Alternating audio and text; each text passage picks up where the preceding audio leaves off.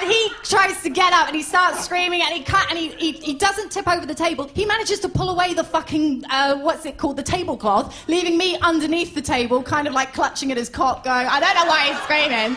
And he kind of runs off to the toilet without me, leaving me looking like slag of the day and and rabbits.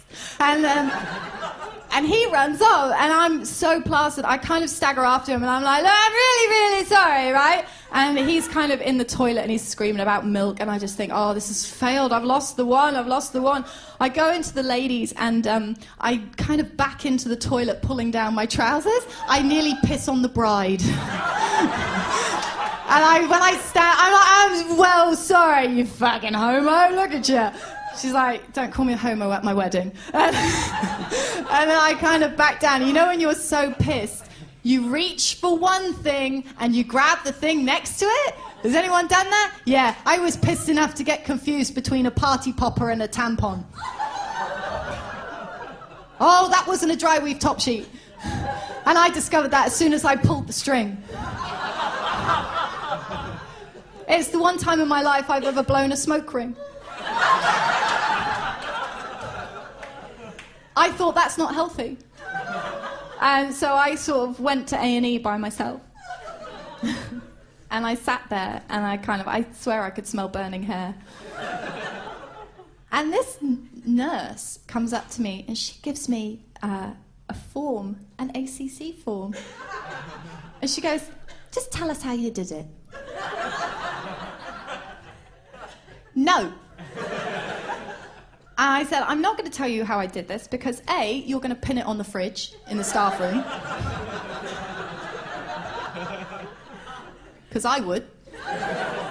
And B, I'm not going to, tell you really what I did, am I? I'm just going to kind of try to cloak it in phrases and euphemisms so that it's a little bit unclear. And when the government read the form to check I'm not committing fraud, and they read, whilst in a Western civilization, I inserted a small explosive device in my body and detonated it in a public place. I will never be allowed to fly to Heathrow Airport again, right? So yes, it was a bit bad, and I thought, right, okay, well, I've got to cheer myself up somehow. So I did a burlesque course. Yeah. Yes. Now, I know that there's a couple of people in here who did it with me, yes. Quite exciting. Now, we've always had this argument, haven't we? Because they go, we're not strippers. We're not strippers. And I go, no, of course we're not, because they get paid. We practice at Grey Lynn Community Centre. It's as erotic as it sounds. We're on after the taekwondo. I've run into my diabetic passing out. And it's great, you know, with the fluorescent lighting and the wooden floor. And kind of, we're all there in our fishnet tights and things. And we had an amateur night recently. And I must admit, one or two of the acts scared me a little. They had a certain crack whore quality. No, they did. I know that it was called amateur night, but really it should have been called fishnets and crab baskets.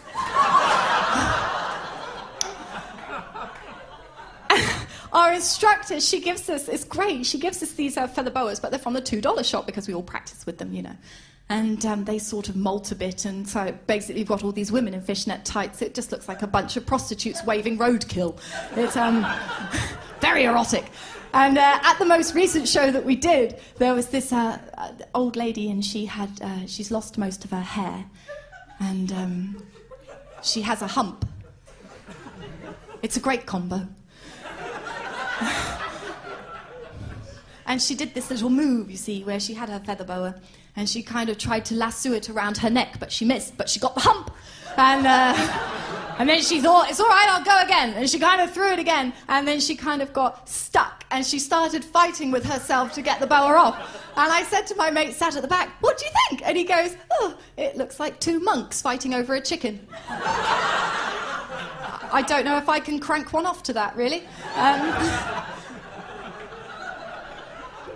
And there was another young lady who we had to, as a group effort, pack her into her corset. Like, really. Like, we had 2 people either side. I was at the back with the ropes, like Whale Rider, right? Some corsets have bones, this had girders. And we packed her in, and then she stands up and she goes, I'm going to take it off for the finale. I was like, don't, darling, you are going to lose your structure, right? She did. She literally yanked it, poof. It was like, it looked like she'd inflated a life jacket.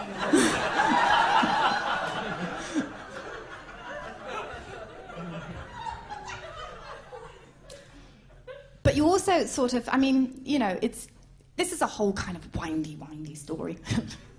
I've been chatting all night. And, but the nice thing is that you kind of, when you do these things, you sort of discover how good people are. And that's the best thing. When something terrible happens to you, you discover how good the people around you are, even if they're a little misguided.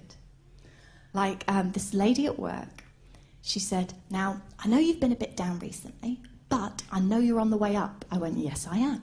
She went, I've got you a present to help you on your way up. I went, thank you. And it's a wall plaque to put on my wall. And it says, dance like nobody is watching.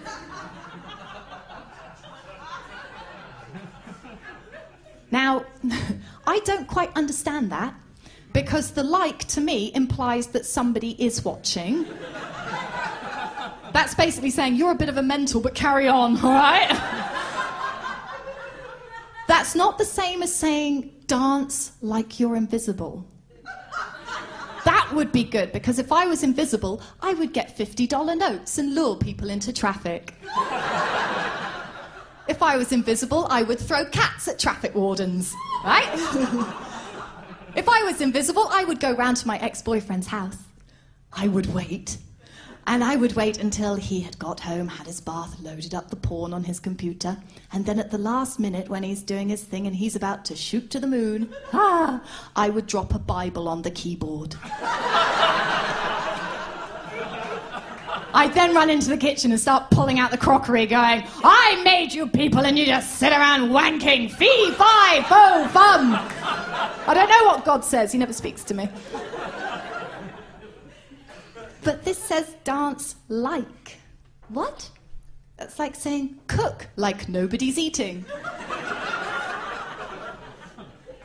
Invade like nobody's shooting. Breathe like nobody farted. What? I can't live my life that way. I can't have that on my wall as a motto, but she's my friend. And plus, it looks terrible. I've done enough visual arts, right? It looks bad, right? I know, I have learned something. And I'm like, no. She's my friend. Thank you. Love you too. And then, a couple of days later, another friend comes up to me and goes, I know you've been a bit down. Yes, good, check. But I know you're on the way up. Yes, okay, good. Have you had a meeting? And then she goes, I've got you a present.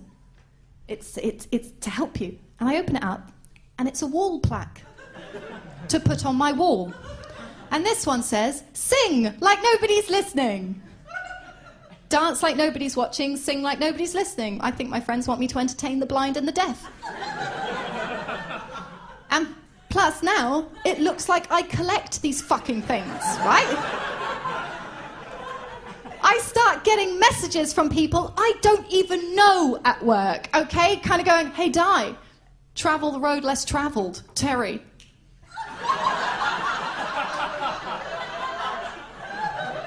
I sent him a terse email. Dear Terry, no. I will not travel the road less travelled because it fucks with my wheel alignment. And I thought, what can I do? What can I do to kind of defend myself, but at the same time not offend anybody? And I also, I mean, it's nice. I do want a little motto that I can live my life by, so I made up my own one. So now, when you come into my room, you can see my 3 little mottos. And my one's made out of cardboard and newspaper. It looks like a ransom note. And now, when you read it, it simply says, dance like nobody's watching. Sing like nobody's listening. Pound your cunt with a dildo like you're digging for the antidote. Ladies Ladies and gentlemen, my name's Diane Spencer. Thank you very much. Good night.